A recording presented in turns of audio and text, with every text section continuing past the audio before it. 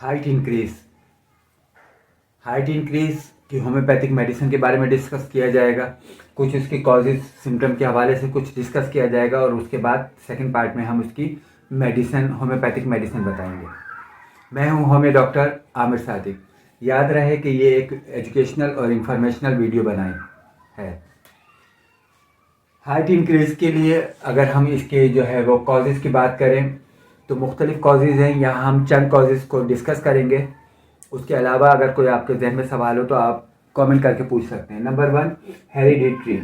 इसमें number 1 hereditary यानी विरासती तौर पे बहुत सारे बच्चियों के कद जो है वो विरासती तौर पे यानी उनके वालिदैन में फादर्स में पीछे जो है वो हाइट इतनी ज़्यादा नहीं उनकी होती, तो उस कंडीशन में भी जो है उन बच्चों का भी हाइट जो है वो इंक्रीज़ नहीं होती। सेकंड सिम्टम ग्लैंडुलर प्रॉब्लम्स यानी थायराइड, लीवर या टॉन्सिलाइटिस। जिन बच्चों के साथ ये मसला रहता है, अमूमन जिन बच्चों को टॉन्सिल्स बढ़ जाते हैं, उसकी वजह से भी उन बच्चों की हाइट में जो है वो बढ़ने का इशू होता है। कुव्वत मुदाफ़अत कम हो जाती है, बीमारियों से ज़्यादा मुतासिर होते हैं, उसकी वजह से भी जो है वो कद उनका बढ़ना जो है वो रुक जाता है। Number 3 pre age obesity. अमूमन कुछ बच्चों को बचपन में बहुत ज़्यादा मोटापा का जो शिकार हो जाते हैं, उनके साथ भी ये प्रॉब्लम होना शुरू हो जाती है कि उनका कद नहीं बढ़ता, कद छोटा रह जाता है। उसकी वजह ये होती है कि वो हमारी रीढ़ की हड्डी जो है वो जितनी हमारी उसको स्ट्रेंथ मिलेगी उतना हाइट के अंदर इजाफा होता है। तो जो बच्चे पहले शुरू से ही ओबेसिटी का शिकार रहते हैं, मोटापे का ज़्यादा शिकार रहते हैं, तो उनकी रीढ़ की हड्डी पे जो है वो दबाव ज़्यादा आता है। तो उसकी वजह से भी जो है कुछ बच्चों को ये प्रॉब्लम हो सकती है कि उनका कद छोटा रह जाए। Hormonal issue hormone, growth hormone जो हमें हमारी हाइट को इंक्रीज़ करते हैं, वो ग्रोथ हार्मोन के अंदर जो है प्रॉब्लम होना शुरू हो जाती है।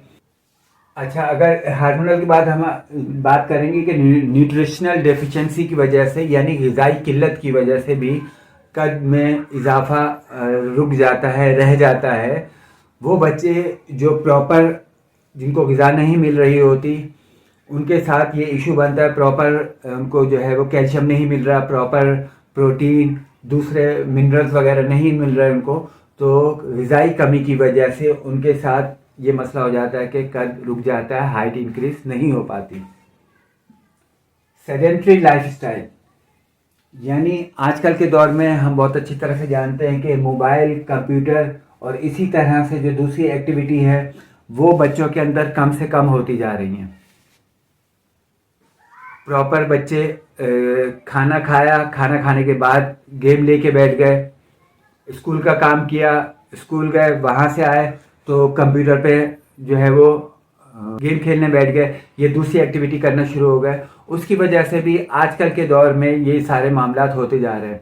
इसी के अंदर अगर हम ऐड करें जैसे न्यूट्रिशनल डिफिशिएंसी में आजकल हम जो है इसको ऐड कर सकते हैं कि जी बच्चे जो है फास्ट फूड, बर्गर्स वगैरह, पिज़्ज़ा वगैरह इस तरह की चीज़ें ले रहे हैं कि जिसके अंदर प्रॉपर डाइट उनको नहीं मिल पा रही, प्रॉपर ग़िज़ाइयत नहीं मिल पा रही, जिसकी वजह से उनके साथ मसला हो रहा है कि कद जो है वो नहीं बढ़ पा रहे, यानी कद में इजाफा मुमकिन नहीं हो पा रहा। अब हम बात करेंगे इसकी होम्योपैथिक मेडिसिन के हवाले से। बहुत सारी होम्योपैथिक मेडिसिन है, सिम्टम के हवाले से बात की जाएंगी। कुछ मेडिसिन को हम यहाँ डिस्कस करेंगे, बाकी मेडिसिन जो है वो सिम्टम के हवाले से प्रॉपर जो केस होता है उसको स्टडी करने के बाद वो मेडिसिन सामने आती हैं। हाइट इंक्रीज़ के लिए होम्योपैथिक मेडिसिन की अगर बात की जाए तो सिम्टम के हवाले से बहुत सारी दवाएं हैं जिसमें काम करती हैं।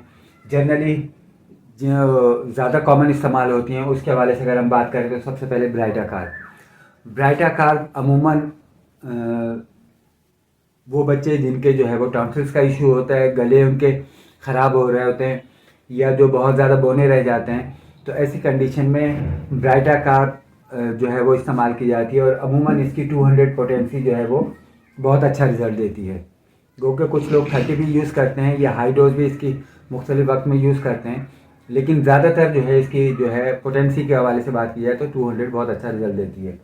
सेकंड नंबर पे कलकेरिया काफ। कलकेरिया काफ की सिम्टम भी ऐसे बच्चे जो बहुत ज़्यादा, जैसे हमने पहले डिस्कस किया कि बच्चे जो मोटे बचपन में ही मोटापे का शिकार हो जाते हैं, ऐसे बच्चे जिनके सर पे पसीना बहुत ज़्यादा आता है, खाते पीते बहुत ज़्यादा हैं, तो उनके लिए कलकेरिया काफ जो है वो बहुत अच्छा रिजल्ट देती है। और ज़्यादातर ये 30 पोटेंसी में यूज़ की जाती है।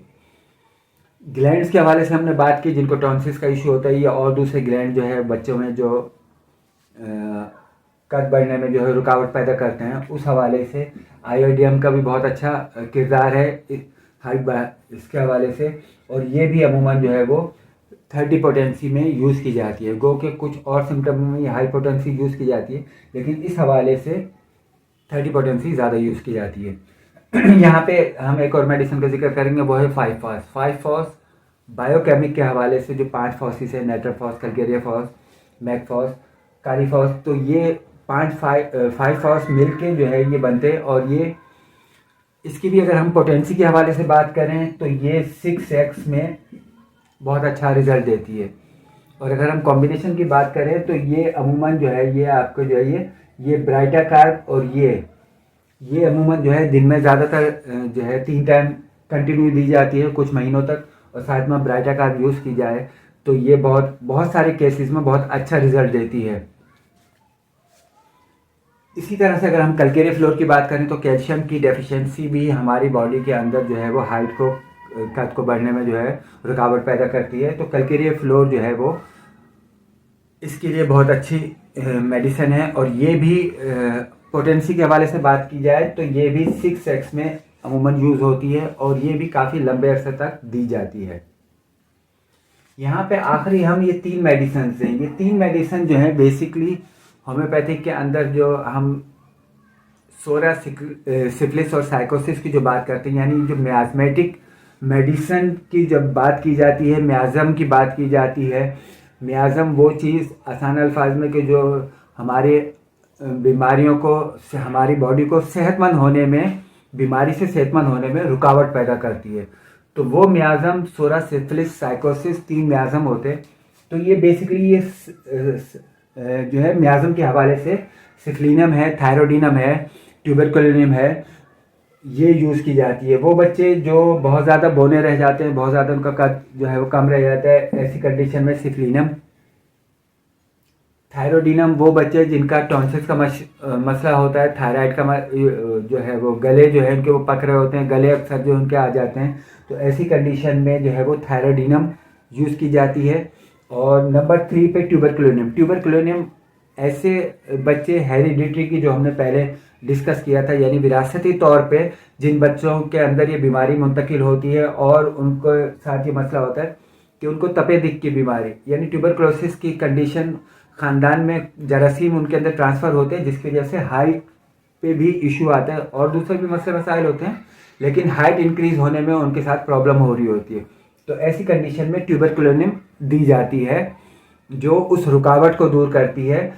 यहाँ पे हम एक चीज़ वाज़ेह कर दें कि ये तीनों चूँकि मियाज़मेटिक मेडिसिन है, तो इसकी हम पोटेंसी इसलिए यहाँ पे आपको मेंशन नहीं कर रहा है कि ये डॉक्टर की अपनी सवाबदीद होती है कि वो 200 पोटेंसी में वक्तन फ़वक्तन इसको यूज़ करवाता है, या 1M या हाई पोटेंसी, हर किसी का अपना एक क्लिनिकल एक्सपीरियंस होता है। लेकिन ये 3 मेडिसिन इसके लिए कहीं ना कहीं काम आ रही होती हैं, यानी कहीं ना कहीं बॉडी के अंदर ऐसी रुकावट होती है कि जिससे जो है ये हाइट का जो है वो इशू बन रहा होता है।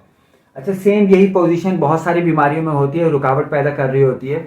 तो मियाज़म के हवाले से बहुत सारी मेडिसिन हैं, तो लेकिन अभी हम चूँकि हाइट के हवाले से बात कर रहे हैं, तो ये हाइट के हवाले से इन 3 दवाओं को, आखिर में जो 3 दवाएं हैं, इनको वक्तन फ़वक्तन मुख्तलिफ पोटेंसी में इस्तेमाल किया जाता है। रोज़ ये बात जहन में रखिएगा कि ये रोज़ इस्तेमाल में नहीं होती, और ये भी सिर्फ वो डॉक्टर्स, वो होम्योपैथिक डॉक्टर जिनका क्लिनिकल एक्सपीरियंस हो चुका है या जो ऐसे केसेस को डील कर चुके हैं, वो ज़्यादा अच्छी तरीके से इसको यूज़ करते हैं। बहरहाल इस वीडियो के हवाले से या और किसी बीमारी के हवाले से या और किसी मेडिसिन के हवाले से कोई आपका कमेंट है, कोई बात करना चाहते हो, तो हम आपके कमेंट के मुंतज़िर रहेंगे।